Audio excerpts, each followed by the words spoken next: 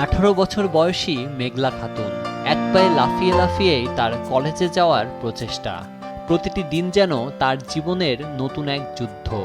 শারীরিক প্রতিবন্ধকতা, দারিদ্রতা আর অভাব সবকিছুর সঙ্গে লড়াই করেও পড়াশোনা ছাড়তে রাজি নন তিনি।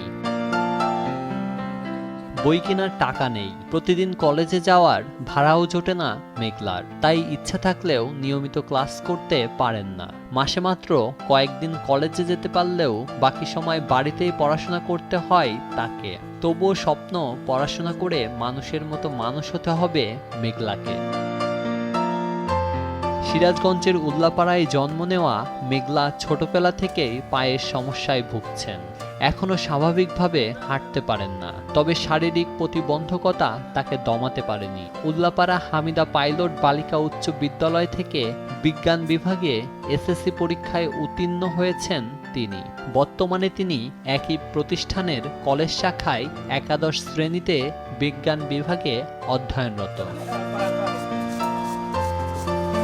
মেঘলা উল্লাপাড়ার বাকোয়া গ্রামের আমির হোসেনের মেয়ে। এক পা লাফিয়ে কলেজে যাওয়া এই শিক্ষার্থীর গল্প সামাজিক যোগাযোগ মাধ্যমে ছড়িয়ে পড়লে বিষয়টি নজরে আসে সমাজসেবী মামুন বিশ্বাসের।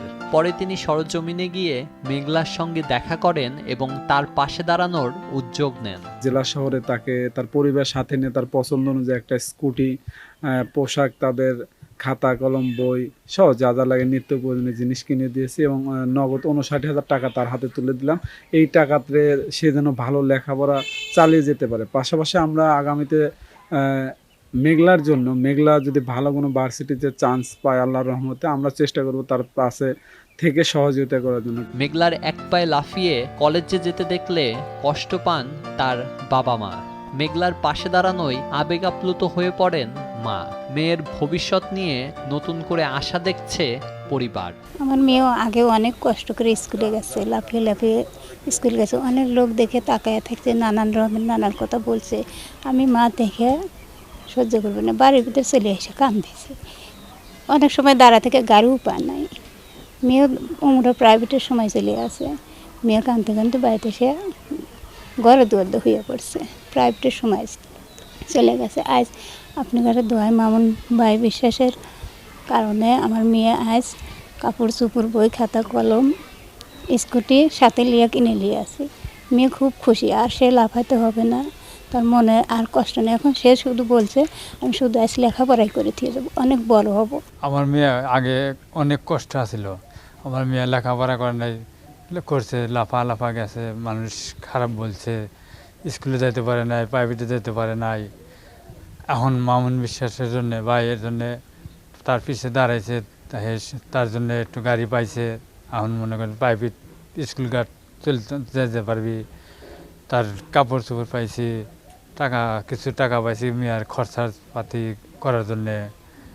এই যে মামুন ভাইয়ের পাওয়া হয়েছে, আল্লাহ জানি তাকে ভালো রাখে, আমার মেয়েটা যাতে লেখাপড়া করে উপরে উঠতে পারে। কেউ কখনো এভাবে পাশে দাঁড়াবে ভাবতে পারেননি মেঘলা। সহায়তা পেয়ে কলেজে যাওয়া অনেক সহজ হবে মেঘলার। আগে যখন আমি স্কুলে পড়াশোনা করতাম তখন ঠিক মতো কলেজে যাইতে পারি নাই, কারণ গাড়ি ছিল না। হয়তো আবার বৃষ্টি বাদলের দিন আমি হাঁটে যেতে পারি নাই। আবার কলেজে যাইতে অনেক দূর হাঁটা লাগে, আমি হাঁটতে পারি নাই। তার জন্য আমার ঠিক মতো কলেজে কিংবা প্রাইভেটে যাওয়া হতো না।